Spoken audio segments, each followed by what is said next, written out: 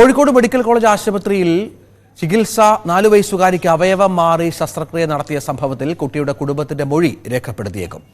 കുടുംബത്തിന്റെ പരാതിയിൽ ശസ്ത്രക്രിയ നടത്തിയ ഡോക്ടറെ കഴിഞ്ഞ ദിവസം സസ്പെൻഡ് ചെയ്തിരുന്നു, കേസെടുത്തിരുന്നു.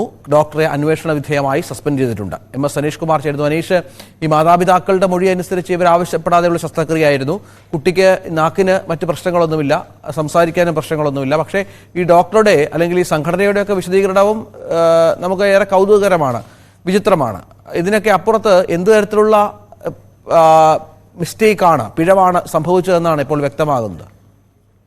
തികച്ചും ഡോക്ടറുടെ ഭാഗത്തുനിന്നും ഉണ്ടായ പിഴവ് തന്നെയാണ് ഇത്തരമൊരു സംഭവത്തിലേക്ക് നയിച്ചത്. എന്നാൽ പിന്നീട് ഡോക്ടർമാരുടെ സംഘടനയും ഒക്കെ നൽകുന്ന വിശദീകരണമാണ് കുടുംബത്തെ കൂടുതൽ പ്രകോപിതരാക്കുന്നത്. കാരണം ഡോക്ടർക്കൊരു അബദ്ധം പറ്റിയെങ്കിൽ പോലും കുട്ടിക്ക് നാക്കിനിടയിൽ ഒരു കെട്ടുണ്ട് എന്ന രീതിയിലാണ് അവർ പറയുന്നത്. അങ്ങനെ ഒരു കാര്യം ഉണ്ടായിരുന്നില്ല എന്ന് കുടുംബം തീർത്തു പറയുന്നു. കാരണം സംസാരത്തിനടക്കം യാതൊരു പ്രശ്നങ്ങളും കുട്ടിക്കുണ്ടായിരുന്നില്ല. പക്ഷേ ആദ്യഘട്ടത്തിൽ ഈ തെറ്റ് തുറന്ന് സംബന്ധിച്ച് മാപ്പപേക്ഷ അല്ലെങ്കിൽ മാപ്പ് എഴുതി നൽകിയ ഡോക്ടറൊക്കെ പിന്നീട് വിശദീകരിക്കുന്ന ഇത്തരത്തിൽ കുട്ടിക്കൊരു വൈകല്യം ഉണ്ടായിരുന്നു, ആ വൈകല്യം പരിഹരിക്കുന്ന രീതിയിലുള്ള കാര്യമാണ് ചെയ്തത്. അപ്പോൾ സാധാരണ ജനം കേൾക്കുമ്പോഴും വിചാരിക്കുക, ഈ കുട്ടിക്കൊരു പ്രശ്നമുണ്ടല്ലോ, അത് പരിഹരിക്കാനുള്ള ആത്മാർത്ഥതയാണല്ലോ ഡോക്ടറുടെ ഭാഗത്തുനിന്നും ഉണ്ടാവുന്നത് എന്ന രീതിയിലാണ്. പക്ഷെ കുടുംബം പൂർണ്ണമായും തന്നെ ഈ വാദം തള്ളുകയാണ്. കുട്ടിക്ക് യാതൊരു തരത്തിലുള്ള കുഴപ്പങ്ങളും ഇല്ല എന്ന് പറയുകയാണ്. എന്തായാലും ഇന്നലെ ഈ സംഭവം ഉണ്ടായ ശേഷം സൂപ്രണ്ട് അടക്കമുള്ളവരുമായി ചർച്ച നടത്തിയ ശേഷം ഈ സൂപ്രണ്ടിന് മാത്രം പരാതി നൽകുന്ന തരത്തിലേക്ക് അല്ലെങ്കിൽ പോലീസിന്റെ നടപടികളൊന്നും ആവശ്യപ്പെടാത്ത രീതിയിലേക്കായിരുന്നു കാര്യങ്ങൾ എത്തിയത്. എന്നാൽ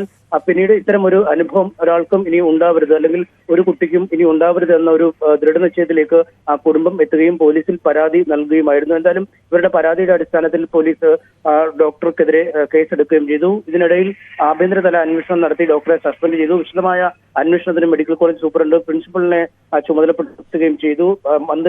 ആരോഗ്യമന്ത്രി അടക്കം പ്രത്യേക അന്വേഷണത്തിന് നിർദ്ദേശം നൽകി.